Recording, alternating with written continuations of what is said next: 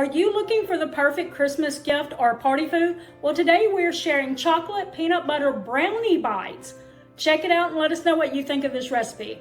Let's get to it. These are the ingredients that you'll need for this recipe: sugar, flour, peanut butter, some baking soda, semi-sweet chocolate chips, milk chocolate chips, egg, butter, and vanilla extract. And just as a note, this recipe says that it makes 36 bites, but down in the comments, people asked her how much it made, and every time she responded with like 12 to 15. So I have no idea how many it's gonna make, and I may end up having to double up my ingredients, but I'll let you know if I do, because I'm sending this to Joel's work, and 12 is just not gonna be enough for that many people. So I might have to double it up, but I'll let you know exactly how many I get out of this. Let's get started. For the first step, we are going to put our softened butter in the bowl, sugar, and a tablespoon of water. Now we're going to microwave this in 45-second increments until everything's melted. Looks like applesauce. Now we're adding in our semi-sweet chocolate chips. So to mix that in, and if they don't immediately start melting, you can put it back in the microwave for a few seconds to get it going. But I mean, it does look like it's melting, so well, that's good. Now we're gonna add an egg, vanilla extract, flour. See how this goes. I may have gotten too small of the bowl, and baking soda. Now it says to let that set for 5 to 10 minutes until it's cool, but by the time that I got it moved to a different bowl and stirred, it was pretty much 5 minutes at least. It's cool. So the next step is to add in your milk chocolate chip and fold that into your mixture. We've sprayed our muffin pan, and now we're adding our brownie mixture in, and we want to fill each muffin cup with about 3/4 of the mixture, and just press it down. When we're done with this part, we will put this in the oven on 350 degrees for 14 to 16 minutes, and then we'll take it out. We'll show you the next step in. These just came out of the oven, and we will note that we did go ahead and make another batch because they did only make 12.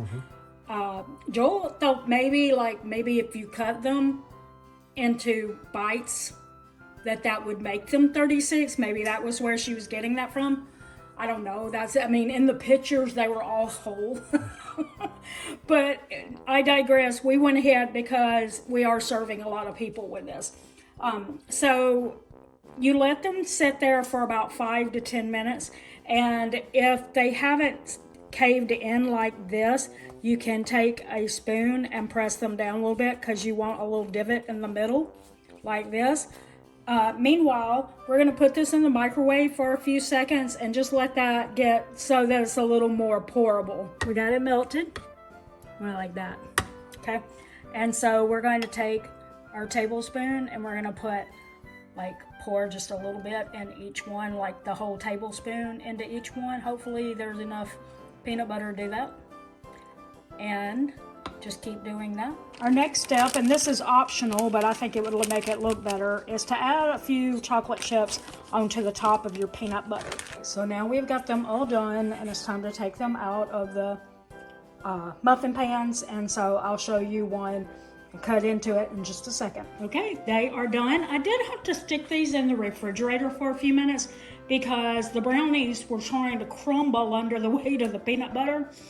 And so after they sat in the refrigerator for a few minutes, that made the brownie a little harder so that it would stop trying to fall apart under the weight of the peanut butter. So I don't know. But anyway, I have already had my son test these. He won't do anything on camera, but he also never really compliments anything. It's all in an expression for him. And he had a really big grin on his face, so that meant he really liked these. So they are really good. I think. I haven't tasted them yet, but I'm basing it off of what he said. All right, let's do a little taste test, and we'll cut into this so that y'all can see the inside. It's hard like that because I put it in the refrigerator. All right.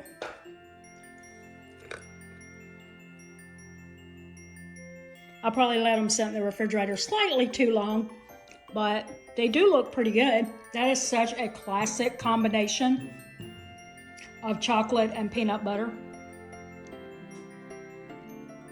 You can never go wrong with chocolate and peanut butter. I highly recommend these. So yeah, do this for a party that you're going to, or use it as Christmas gifts. You could put a few in each container, but mostly party gift. I would take these to a party. All right. Hope you enjoy. We hope that you enjoyed today's recipe and would love to know if you plan to try it. If you'd like to see another one of our Christmas tree videos, we're going to put one up right here. If you found value in this video, please consider liking, sharing, subscribing for more videos in the future. And until next video, we want to thank you for watching. And don't forget, it's a long run. Give yourself a little grace. Merry Christmas.